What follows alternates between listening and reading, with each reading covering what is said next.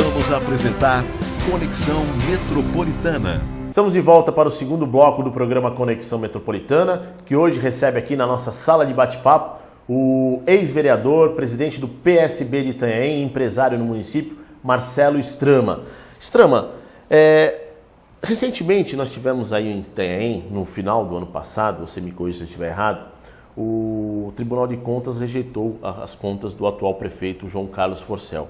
E eu estou te perguntando isso até para poder explicar para os nossos telespectadores como funciona, porque como você foi um vereador, você foi um legislador no município, você conhece bem e pode explicar para os munícipes de Itanhaém, para os munícipes de outras cidades, como que funciona isso. O Tribunal de Contas rejeitou as contas do prefeito. E agora, qual serão os próximos passos? Certo. Você pediu para corrigir, no caso foi rejeitado realmente no ano passado, eles entraram com recurso e esse recurso, encerraram as possibilidades de recurso, agora definitivamente o Tribunal de Contas rejeitou. O que, no caso de Itanhaém, tem acontecido por sucessivas e repetidas vezes, lamentavelmente. Como funciona? O Tribunal de Contas remete esse parecer negativo, reprovando as contas do atual prefeito para a Câmara Municipal, para que a Câmara Municipal tome uma decisão política, ou seja, mantenha o parecer do tribunal, reprovando as contas, ou derruba o parecer do tribunal, e aí é como se nada tivesse acontecido. No caso da Câmara Municipal, são 10 votos em Itanhaém, precisam de 7 votos para derrubar o parecer do tribunal.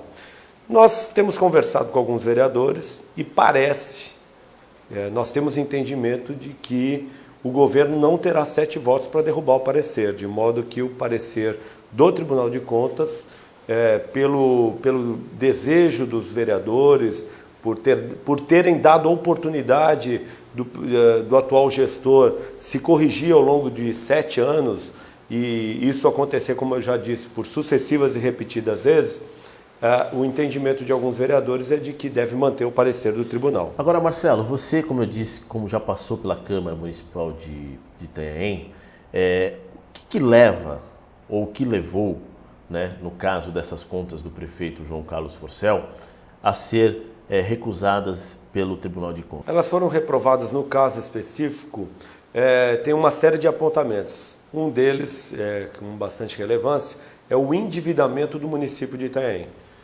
Inclusive, o próprio relator coloca que as contas de Itanhaém foram maquiadas.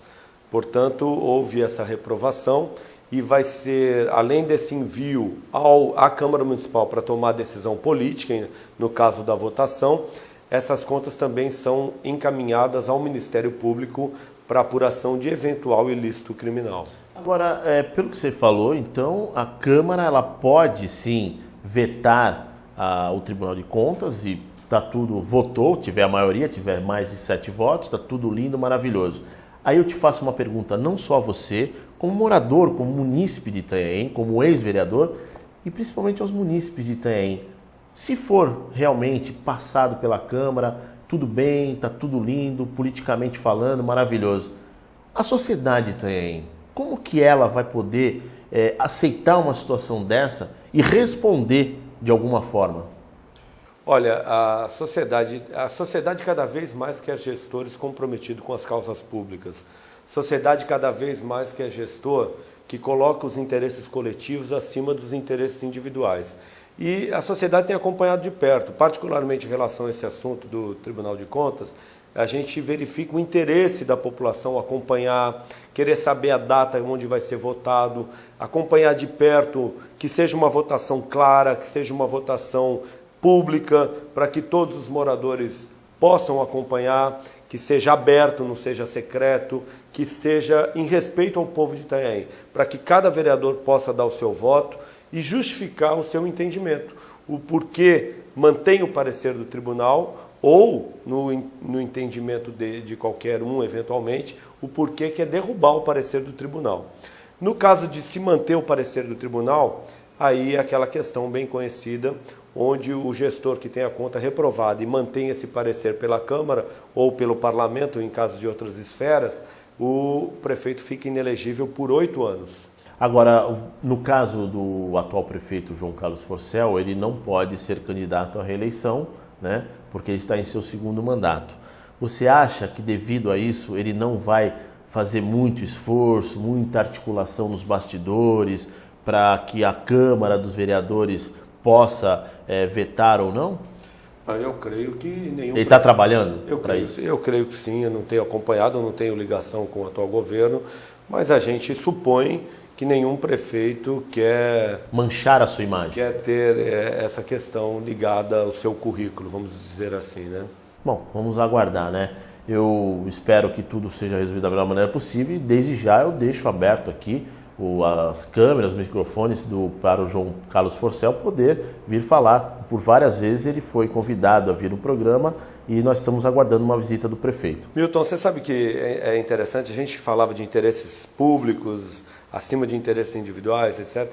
E eu estive conversando, a gente tem feito muitas reuniões pela cidade, com os partidos aliados, hoje temos 11 partidos dentro de um projeto para 2012, em todas as reuniões, ouvindo a população, ouvindo os filiados de cada partido, a gente sempre aprende muito um com o outro, e uns com os outros, né?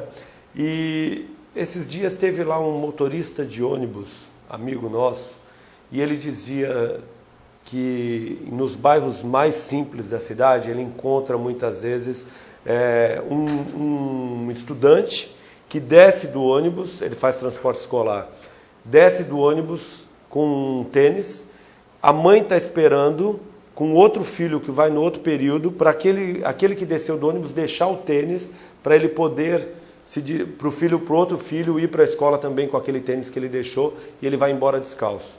E todo mundo ficou muito comovido com essas histórias que esse motorista de transporte escolar contou. E isso mexe com a gente. Então a gente verifica algumas discrepâncias, algumas diferenças sociais que nos chocam, que nos deixam constrangidos de viver numa cidade onde essas coisas acontecem. Ao mesmo tempo que a gente vê pessoas querendo ser dono das redes de fast foods, donos de condomínios particulares, donos de terrenos e mais terrenos, donos de empreendimentos, de empresas dentro e fora da cidade, dentro e fora do estado e muitas vezes até do país, a gente vê diferenças sociais como essa. Então, quando a gente verifica esse tipo de situação, eu digo sempre o seguinte, que do ponto de vista político, há necessidade de uma transformação. Do ponto de vista ético, a gente vê que tem coisa errada que precisa ser mudada. Do ponto de vista moral, precisa fazer uma redistribuição de renda. E do ponto de vista cristão, a gente entende também que precisa de uma reformulação, de um replanejamento, para que todas as pessoas possam usufruir das maravilhas que é viver em Itanhaém. E outra coisa, né, Extrema, numa cidade como Itanhaém e outras cidades onde nós temos o lado da praia e temos a terceira zona, bairros do lado direito da pista, sentido Curitiba, né, para o pessoal poder se posicionar melhor, você não pode, nenhum prefeito, nenhuma prefeita pode executar e olhar só para um lado, tem que olhar para o município como um todo, né? E Itanhaém tem essa grande preocupação porque a terceira zona é muito grande. Foi importante você falar isso, até porque o nosso secretário estadual de turismo, Márcio França, deputado federal do nosso partido, presidente estadual do PSB, liberou verba agora e recurso na ordem de 4 milhões pelo DAD, pela secretaria, e esses recursos vão ser aplicados nos bairros da cidade. A gente espera que sejam aplicados de modo a atender o maior número possível de moradores. Moradores da rua Walter Miranda serão contemplados, moradores da rua Timóteo Garcia Lamas serão contemplados, enfim. Bairros como Tropical, Jardim Oásis tem aplicação dos recursos do governo federal, Gaivota, enfim. O governo estadual, o governo federal tem feito a sua parte e o que a gente espera é que esses recursos sejam aplicados em benefício dos bairros da cidade, dos moradores, dos trabalhadores de Itanhaém e que em nenhum momento depois se repasse algum tipo de custo, uma vez que esses recursos são enviados pelo governo estadual e federal. Não pode ter nenhuma carga onerando ainda mais esses trabalhadores. E vale lembrar que a verba do DAD é uma verba carimbada, né? Os projetos têm que estar já prontos nas prateleiras para poder ser executados através do Executivo, através das prefeituras. Nós vamos para um rápido intervalo comercial e eu volto já já para o terceiro e último bloco do programa Conexão Metropolitana. Não saia daí. Que tal viver onde tudo é pertinho e mandar o estresse para bem longe? São Paulo Residencial. Perto da natureza, do conforto e da qualidade de vida. E com lazer completo, para você também ter tudo sem precisar sair de casa. Venha conhecer no José Menino, em Santos. São Paulo Residencial. Viva perto de tudo que vale a pena. A Prefeitura de São Vicente pavimentou 300 quilômetros de ruas na área continental e recapeou as do centro. Drenagem, guias e sarjetas complementam o asfaltamento, que traz conforto e segurança para o cidadão. Eu moro aqui há 38 anos, que era só terra, lama. Quando chovia era difícil pra gente sair. Hoje é uma maravilha. A rua antes era péssima, nem rua tinha, né? Eu não acreditava que essa rua não fosse asfaltada. Era terra pura, agora tá bem melhor, né? Prefeitura e você, mantendo São Vicente no rumo certo. Sintramar. Fundado em 27 de julho de 1919, o Sindicato dos Trabalhadores na Movimentação de Mercadorias e Arrumadores de Santos e região. O Sintramar atende aos seus trabalhadores na área portuária, capacitando e aperfeiçoando os trabalhadores portuários. Sintramar, Avenida Conselheiro Nébias, número 257. Telefone 3234 4817. Sintramar.